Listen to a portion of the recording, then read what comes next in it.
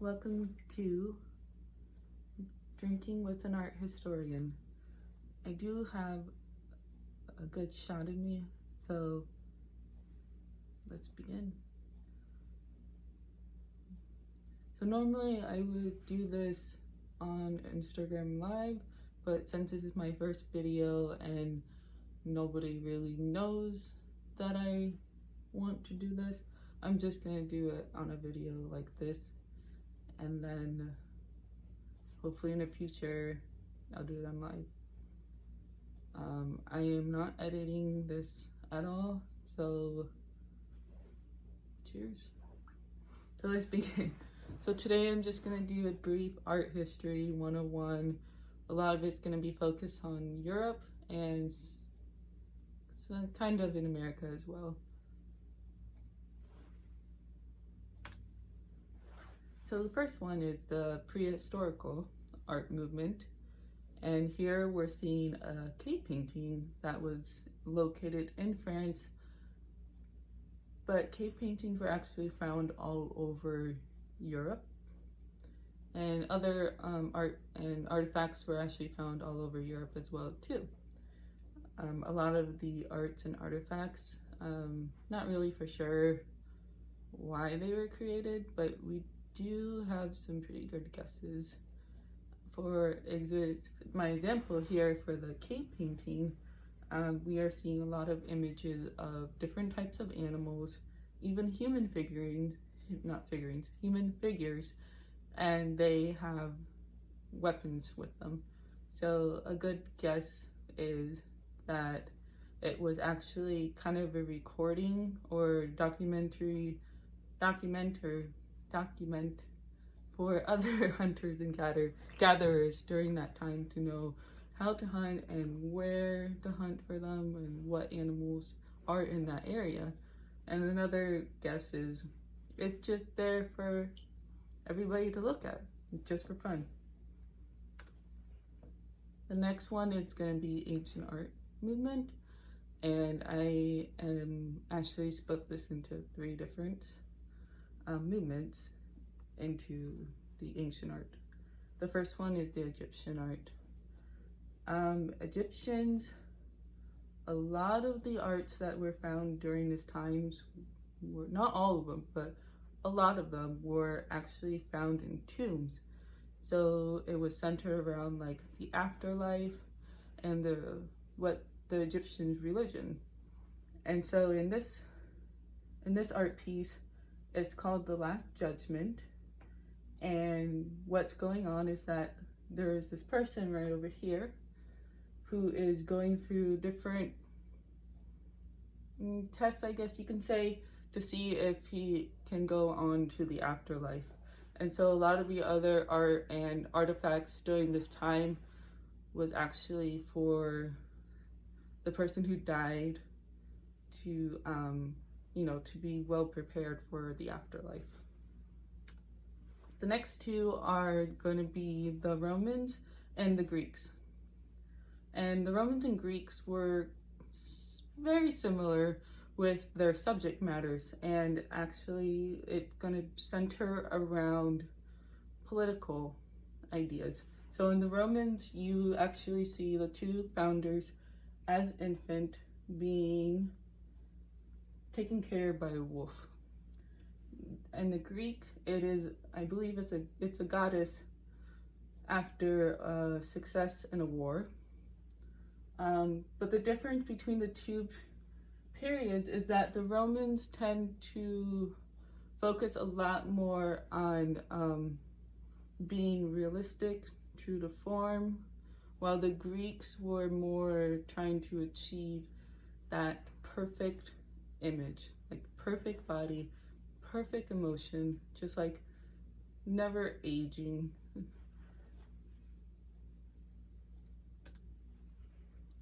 The next period is going to be the medieval. This is during the time where that's called the Dark Ages. So this is also during the time when the Catholic Church really begins to rise and kind of take over everything. And so a lot of the arts that we see during this time are going to be found in churches. And for the poors because a lot of the poors during this time could not read, and so the churches will make these images for them to look at and understand the story by, like a picture book, and just like really understanding what the message the church wants to tell. And so in these artwork, the main figures tend to be the biggest and in the center, and all of the humans in this image do not show a lot of emotions, and they're very stiff, flat, just like the Egyptian. Like, it's flat, it's 2D, there's not much, you can't really tell it's really a 3D figure human being. And just really focus on the Bible during this time. For the Renaissance periods, the Renaissance pretty much means rebirth. And the rebirth is going back to classic art, which is the Greek and Roman art style. Art during this time, like one of the new things that you see during this time is nature being placed in the background. So in this one, we're seeing like the ocean, land, and we're also seeing a different in the figures. The figures are more 3D, more movement, more emotion. Like, it's just easier to tell that this is a human body. And the other thing is, like the Greeks, they still kind of focus on that perfect body. And another thing I want to point out is you can see sunlight being added to the paintings. It's not like the Dark Ages where it's just like an image. Like, you can actually see and tell that there's sunlight within the painting. Baroque art. Baroque art really start playing with emotion and kind of like dramatic scenes, as we can see in this one, the beheading of this guy. But yeah, so a lot more dramatic scene, real movement still. And another thing is, during this time period, the artists really play with light and darkness. So we're seeing the light starting down here and going up to the female figures, which is pretty cool.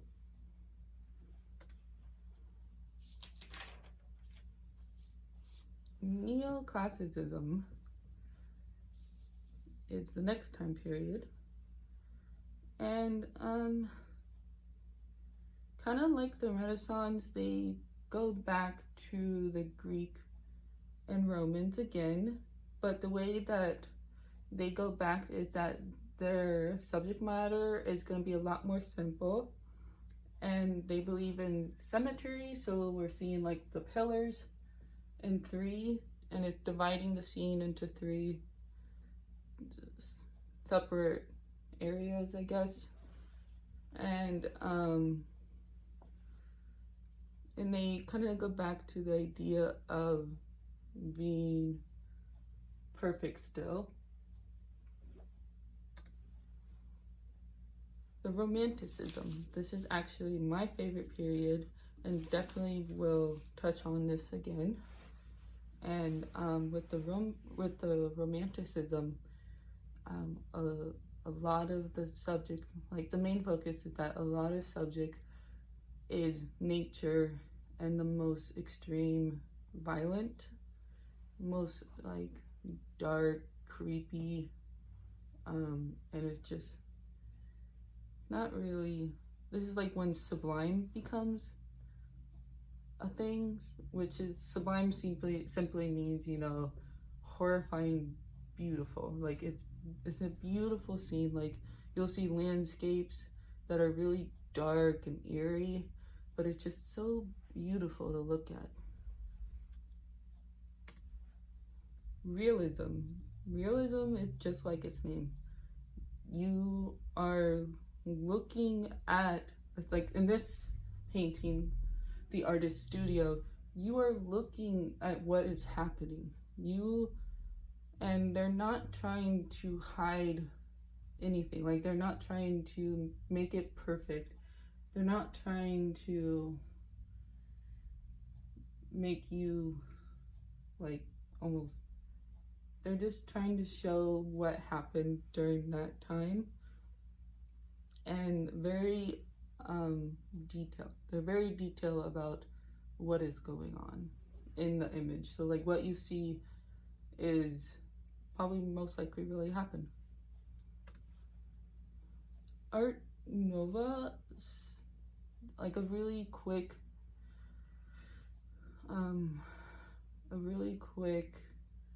description of this time period is that it's very ornamental. They really focus on decoration. So this is like also a time where a lot of like architect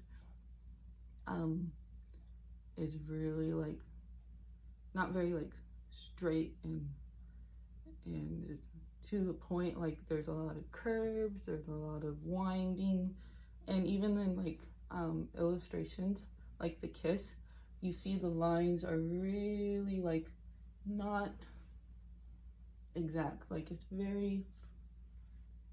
just very winding, and it's really cool to look at. And they also during this time period aren't really looking for like history, or kind of, they're not really looking back anymore. Impressionism. Let me take another.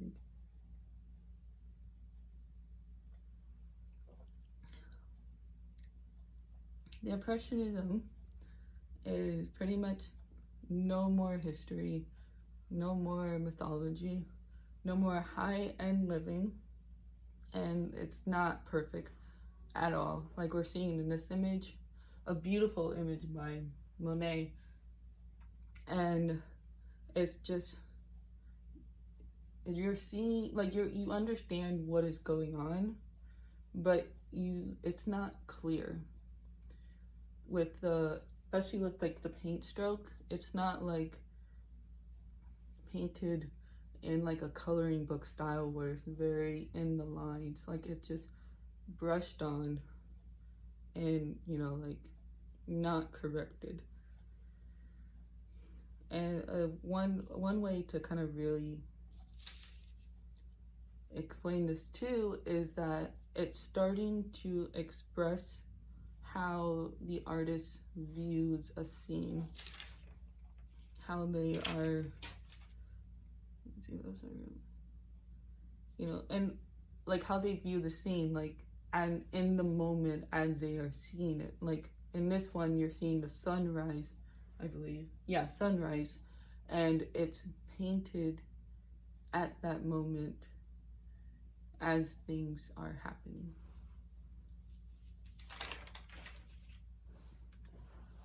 Post-Impressionism. This is kind of going off of the Impressionism of like the artists expressing how they feel inside. So they are looking at something, you know, as Van Gogh does in Starry Night. Like he is looking at a starry night, but he is translating it in a way that we can understand how he sees things. And the brushstrokes during this time period become more texture-like and not so much like more extreme than the Impressionism. Like it's like really short and you can see where it starts and where it ends.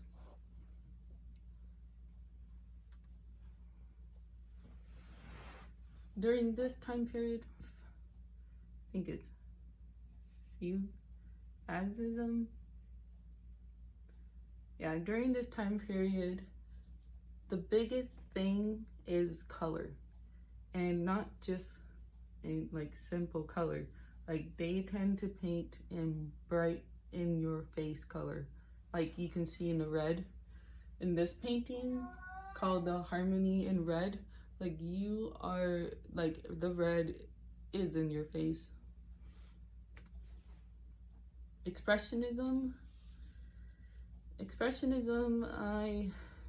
The best way I can really explain this is that it's a fantasy scene or a fantasy world that shows vivid, violent, and the emotion is very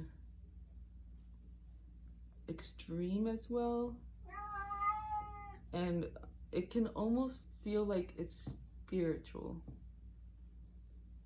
And color and lines, especially lines in this example, the screen is very important too, because you can actually see all the lines of colors.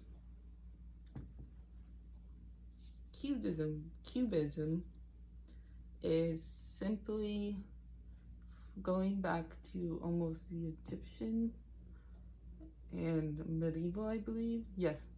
And so it's kind of going back to that in a way, because like they're painting flat on the canvas. Like there's no 3D figures anymore. But the thing that's different is that they they actually just use different shapes to make a figure, and it's just very flat.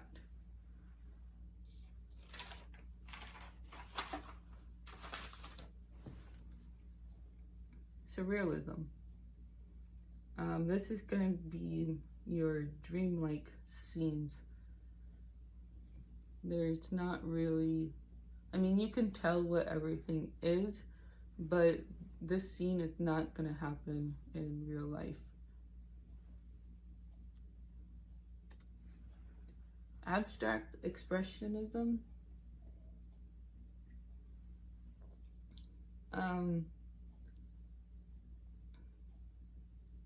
Kind of like, I would say the Impressionism almost? No. I would say it's really like the Expressionism. Yeah, well, duh. It's like that where there's no more form, but it's still a message from the artist to the viewers, and it's just really, it's also in your face too, because the artist will do these paintings on a very large canvas, but there's not really much, you don't really know what's going on, but to the artist, they know what's going on. And I think, yeah. Pop art. For those, I'm guessing that everybody pretty much know who Andy Warhol is. Andy Warhol is like one of the famous artists during this time. And so during this time, pop art are using commonplace objects such as sign, logo, comic strips, and even famous icons, as we're seeing with the Marilyn Monroe artwork here. It's just, they're using common, as I said, common objects, like things that everybody know, and then like making it to art, which is really, it's really fun, and it's really, I like this period too. I did not really know about Arte Bravota, and I find it, I'm definitely gonna get more into this one as well. It's really interesting. But this is an Italian art movement, and the word means poor art. And the reason why it's called poor art is because of the material that are used. In this one, we're seeing scraps of clothing. So artists during this time are using materials that would normally be thrown away, tossed out, you know, like scraps of clothing, wrappers, dirt, just random objects that are no longer needed, and then they make it into art, which is like recycling, like they're reusing the material to make it into art. The minimalist is abstract art, but they like to use organic shapes, such as like squares like we're seeing here, or rectangles, just very like clean edges. They're not trying to represent anything. They're just taking the materials, like in this one they have all these different squares, and they put it together and it becomes art. So what you see is what it is. Like there's no like, oh, this is expressing my emotion. It's just, that's it. Conceptual art. The only thing I really want to get into here is this is when performance art becomes a thing. And performance art, a lot of the times, were not recorded, documented. You would have to go as it's performed to see it and then enjoy it, and that was it. So you had to be there in the moment, which is really cool because it's just kind of like a way to show appreciation to art, because you take the time to go and see it, and then it's in your mind. And that's the only, like, you know, like they take pictures and stuff and they would record it, but it's just different because you had to be there. And the last one is contemporary art. And I actually want to read this quote I found from a website because it really explains contemporary art well.